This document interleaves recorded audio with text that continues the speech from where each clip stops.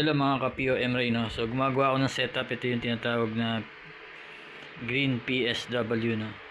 So merong inverter, 12 volts input, output is 220. Then solar charge controller, PWM, 50 ampere. Then relay, 12 volts, 100 ampere. Then meron tatlong breaker na DC breaker, no? Breaker para sa solar panel, breaker sa battery, breaker sa inverter. Okay, then ito yung LVD natin o low voltage disconnect. Ito yung gagamitin ko para makontrol itong relay ko. Mag-open and close siya, no? Kung depende kung ano yung isetting ko rito sa low voltage disconnect para yung battery ay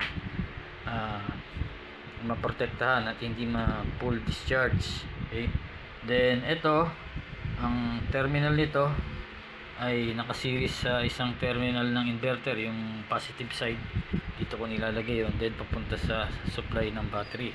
Okay, then ito yung supply ng relay, 12 volts, papunta naman yan dito sa output ng LVD natin. Then yung supply ng LVD papunta sa battery dito natin kinoconnect yun.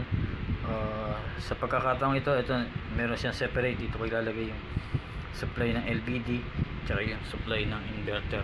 Okay, so pwede nyo i-check yung main channel ko para sa DIY nito, no? Sa tutorial lesson 1 to 7 pwede nyo makita ron. Pwede nyo ulit-ulitin para maintindihan nyo maigi, no? Then outlet 220 na dito, na lalagyan ko lang ng plug na papunta rito, no?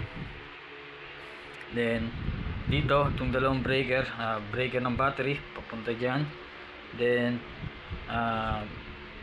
breaker ng inverter tsaka LVD, lahat itong dalawang breaker na to ay connection sa battery yan. Then ito solar panel, positive to negative, no? Pwede nyo pariyasan yung wire nyan, kung ano yung kalaking wire hindi yung ilagay nyo rito, no? Kung may budget.